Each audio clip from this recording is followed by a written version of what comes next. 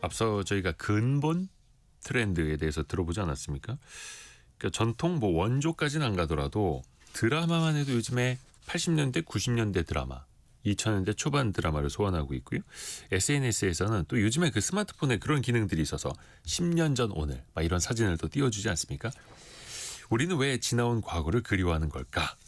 심리학 개론 시간으로 또 이어가 보시죠. 연세대 이현주 연구교수와 함께합니다. 안녕하세요. 네, 안녕하세요.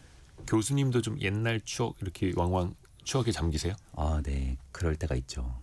예전에는 제가 되게 건강하다고 봤거든요. 어떤 게요?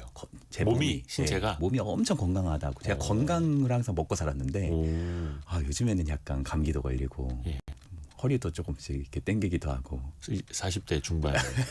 네. 옛날에는 안 그랬는데 이런 생각이 들죠. 근데 이제 그땐 좋았지, 그땐 그랬지 이런 추억에 빠지는 네. 그 사람들의 감정의 공통점은 또 무엇일까요? 일단 전반적으로 우리 사회가 좀 스트레스가 좀 높잖아요. 그리고 미래가 그 어느 때보다 좀 불확실한 것 같아요. 그러니까 이런 불확실성이 증폭될수록 우리 뇌는 과거를 좀 안전지대로 느끼는 경향이 있는데 이를 향수라고 합니다. 그러니까 현재 내가 가지고 있는 어떤 결핍, 불확실성을 과거로 채우려는 일종의 보상 심리죠. 예를 들어서 이런 거죠. 왜 옛날엔 내가 말이야. 이런 식으로 자신의 빛났던 때를 어떤 면에서 기억하는 것은 현재의 어려움을 잊기 위한 시도다. 그리고 그런 사진 같은 걸 이렇게 좀 보다 보면 예. 이때가 참 좋았었다. 예. 이런 것도 있고 내가 그때 그 선택을 했더라면 후회하기도 하고. 네, 그런 후회도 있을 수 있고요. 또 그런 후회나 또 어떤 상실의 이슈를 충분히 애도하지 못했을 경우에는 반복해서 그런 사진이라든지 기억을 떠올리는 경우들이 있죠. 흘려보내지는 못하고 네. 한 번 더 소환해서 그때의 감정을 다시 떠올려 보려고 또 하는 거예요. 네. 뭐 예를 들어서 뭐 취업도 있을 수 있고요. 뭐 결혼도 있을 수 있는 거고요. 네. 내가 그때 그 인간을 만나지 말았어야 되는데 뭐 이런 게 있을 수도 있고요. 뭐 투자도 있을 수 있죠. 내가 그쵸. 그때 그거를 사지 말았어야 했는데 그걸 샀어야 했는데 뭐 이런 것도 있을 수 있는 거고요. 미래가 그 어느 때보다는 불확실해지고 있어서 그렇죠. 기자님 왜 10년 뒤에가 2036년이잖아요. 네네네. 그때를 조금 우리가 가늠하기가 어렵잖아요. 요즘에는 뭐 1년, 10년이 아니라 네. 한 달도 엄청 빠르게 뭔가 세상이 변해서요. 그러니까요. 그러니까 가장 지금 불확실해지고 있는 것이 미래이기 때문에 그에 비해서 가장 확실한 건 과거거든요. 이는 불확실성을 견디려고 하는 하나의 방어적인 태도다. 이렇게 말씀드릴 수 있을 것 같습니다. 어떻게 보면 그게 또 필요할 수도 있겠네요. 네, 그리고 그럼요. 불확실성을 견디게 해주는 또 뿌리일 수도 있겠고. 네. 왜 그 라떼는 말이야 이런 거 있지 않습니까? 네. 근데 또 나이가 들수록 과거 얘기, 과거 추억을 그럼 더 많이 하게 될까요? 어때요? 저도 이게 사람들을 만나보면 나이가 좀 드는 내담자분들 네. 또 사람일수록 조금 더 과거를 많이 회고하는 게 두드러지는 것 같습니다. 그래서 아예 상담적 개입 안 해도 나이가 좀 많이 드신 분들 특히 노년기 상담에는 회상 기법을 많이 씁니다. 그러니까 젊은 분들한테도 쓰지만 회상 기법은 좀 노년 연세 있으신 상담에 분들한테? 더 많이 쓰게 돼요. 이 회상 기법이 뭐냐면 뭐 예를 들어서 자기의 자서전을 좀 써본다든지 아니면 상담자 내담자가 공동 저자가 돼서 자신의 삶을 충분히 뭔가 이해할 수 있는 토대를 만든다든지 아니면 사진을 이렇게 보면서 과거 사진부터 넘어가면서 자신의 저는 이렇게 생각해요. 점처럼 파편화된 기억의 편린들을 하나의 선으로 이어보려는 시도라고 저는 생각을 합니다. 기억 속에 여기저기 뿌려져 있던 것들을 모아서 네. 진주 목걸이 하나 꿰듯이요. 네. 그것도 의미가 있겠네요. 네. 그리고 제가 한 분한테 들었는데 노인분들이 이렇게 모여 계시는 노인 복지관에서 예. 즐겁게 막 대화하고 막 뭐 이렇게 댄스 타임도 하고 막 그러시는데 거기 한 명이 안 오셨다는 거예요. 네. 근데 아무도 그 사람이 왜 안 왔냐고 묻질 않았대요. 왜 그럴까요? 그 왜 그런지 아냐고 그 노인분께서 저한테 말씀하시더라고요. 그 제가 왜 그런지 여쭤보니까 죽었을 수도 있다는 거예요. 그게 실제로요? 네, 그 그런 얘기를 말씀들 하세요, 어르신들이? 네, 그 말씀 어르신을 제가 직접 들었는데 어떤 면에서는 나이가 들수록 좀 죽음의 불안, 삶의 유한함을 느끼면서 나의 존재가 세상에 기억되기를 바라는 바람이 지금 말씀하신 뭐 과거라든지 라떼 이야기들을 하게 되는 어떤 동기가 되지 않나 이렇게도 생각해 봅니다. 그리고 또 하나가 나 때는 말이야가 아니라 네. 아예 내가 태어나기 전에 있던 것들을 추억하는 사람들도 있어요. 네. 요즘 이제 Z세대가 보면은 앞에서도 이제 뭐라 그럴까 좀 근본에 대한 트렌드 네. 없었던 것들이 있잖아요. 할머니 조끼 이런 것들. 네. 어떤 이유일까요, 이거는? 아니, 사실 저희 딸이 아주 어린 시절 때 예. 초등학교 들어가기 전이에요. 떡볶이를 먹은 거예요, 저랑요. 네. 안 매운 떡볶이였어요. 근데 네. 이제 구수한 떡볶이를 먹으면서 나오면서 그러더라고요. 아빠, 이거는 진짜 이 떡볶이는 추억의 맛인데? 약간 초등학생 때요? 네. 초등학교도 가기 전에요. 그러니까 그게 경험을 못 해본 얘기인데 그 추억의 맛이라는 얘기를 하더라고요. 그러니까 오히려 경험해 보이지 않았기 때문에 오히려 미화할 수 있는 거 아닐까요?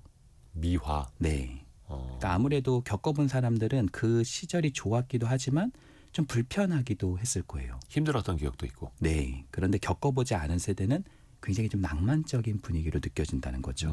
그리고 또 우리 사회가 굉장히 초경장 사회고 상당히 좀 지치는 사회잖아요. 그런 사회에서 젊은 세대들한테는 이런 뭐 과거를 좀 보여주는 어떤 미디어라든지 문화를 접하면서 아, 그때는 참 정이 넘치고 낭만이 있던 시절이 있었구나. 이런 생각들을 좀 더 하게 된다는 거죠. 게다가 그 시절의 그 치열함을 또 몰랐으니. 네. 게다가 이제 우리 때만 해도 조금 이렇게 디지털 세대에서 어린 시절을 살지 않았던 분들이 많잖아요. 그렇죠. 근데 젊은 세대는 태어나자마자 스마트폰이 있는. 그러니까 어떤 면에서는 디지털 세대에서 가장 잃고 있는 것이 아날로그 감각이고 또 디지털 시대에서 가장 과잉된 것이 시각 경험과 청각 경험 이런 거거든요. 근데 가장 결핍된 거는 촉각 경험. 또 어떤 면에서는 뭐 후각 경험 이런 것들은 스마트폰이 주기 어렵잖아요. 그렇죠. 그런 거를 조금 더 찾아 나가려고 하는 뭐 촉각 경험이 뭐 카세트 테이프를 사서 이렇게 만지작거린다든지 뭐 지직거리는 LP 소리를 듣는다든지 요즘에 이렇게 뭐 이렇게 물건이 있으면 툭툭툭툭 이렇게 두드리는 게 요즘에 쇼츠에 많습니다. 그런 것도 하나의 촉각 경험을 좀 활성화하려는 노력이다라고 볼 수 있겠죠. 그러게요. 스마트폰이 주지 못하는 네. 만져볼 수 있는 경험, 네, 촉각들. 그래서 왜 기계식 키보드 같은 거 있잖아요. 네, 그거 한 세 알만 네, 이렇게 해서 파는 것도 있더라고요. 아이들이 따글따글하고 돌아다니고. 네, 이게 뾱뾱이라고 하나요? 네. 장난감 같은 그런 네. 것들도 있고. 네. 또 그게 또 약간의 감정적으로 편안함을 또 주기도 해요. 아, 그럼요. 재밌습니다. 근데 이제 지나간 과거다 보니까 그냥 멀리 있으니까 좋게 미화되는 것도 있지 않을까요? 그렇죠. 사실 이런 거를 심리학적 개념으로는 무드셀라 증후군이라고 합니다. 무드셀라. 네, 무드셀라가 성경에 나오는 인물인데 969세까지 장수했던 인물이에요. 성경에 나오기로는 네, 그럼 거의 뭐 천년. 천년이잖아요. 예. 그럼 이제 얼마나 많은 기억을 회상을 할까요? 그러니까 일종의 이제 무드셀라 증후군은 좋았던 옛날 어떤 기억들을 좀 편향돼서 좀 바라보는 시각이라고 할 수 있고 또 어떤 면에서 우리가 어떤 기억을 할 때는 그 팩트를 경험하고 그거를 그대로 재생한다기보다는 네. 거기에 담겨 있는 감정과 의미까지 엮어서 저장하는 경우들이 있거든요. 그렇죠. 그러다 보니까 시간이 흐르면 과거의 세부 사항은 지워지거나 왜곡되고 어떤 면에서는 그 감정과 의미가 더 중요해지기 시작을 하죠. 그래서 과거의 기억을 좀 더 실제보다 긍정적으로 느끼게 만드는 과정이다. 이렇게 말씀드릴 수 있을 것 같습니다. 과거의 경험을 저장할 때 조금 더 긍정적으로 담을 수 있어요. 네.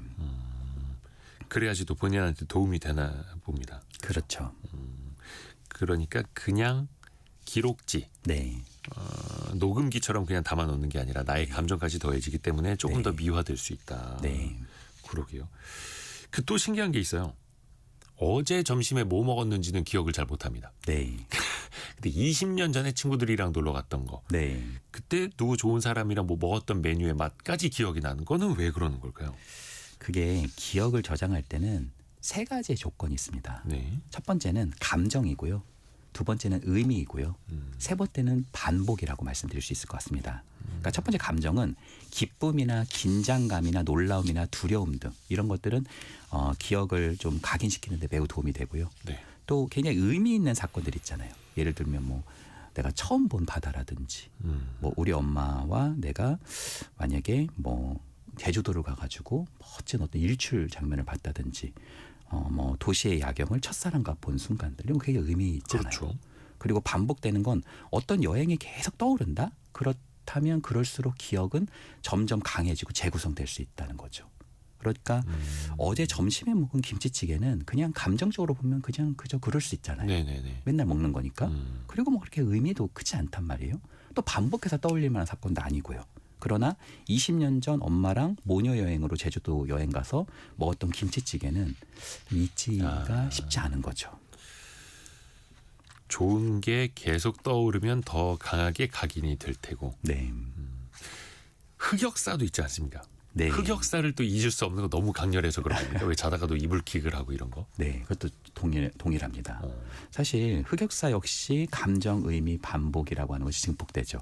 예를 들어서 저는 어린 시절 때 갈대숲을 막 지나가다가 뱀한테 물릴 뻔했던 적이 있거든요. 오, 그건 감정적으로 굉장히 두려운 거잖아요. 그렇죠. 또 절대 의미에서도 사느냐 죽느냐 그거잖아요. 그러니까 그것도 굉장히 의미 그렇죠. 있는 일이죠. 어떤 면에서는 또 반복되는 기억이기도 하고요. 그러니까 이런 것도 동일한 원리다 이렇게 말씀드릴 수 있을 것 같습니다. 그러게요.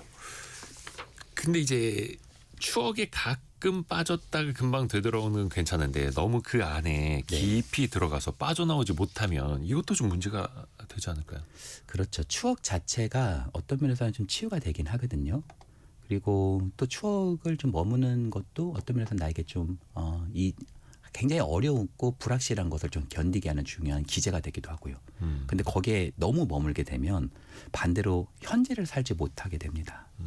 그러니까 추억은 휴식처로는 좋은데 만약에 이게 도피처가 되면 현실을 살기가 어려워지고 만약에 뭐 내가 그때 뭐 그런 전공을 선택하지 말았어야 되는데 이런 생각을 하다 보면 지금 내 삶에서 어떻게 보면 남아 있는 게 거의 없을 수 있잖아요. 그죠. 불만만 커지죠. 그렇죠. 그러니까 우리가 있는 곳은 어디까지나 지금 여기라고 하는 명징한 현실로 돌아오는 것이 참 중요하다고 생각됩니다.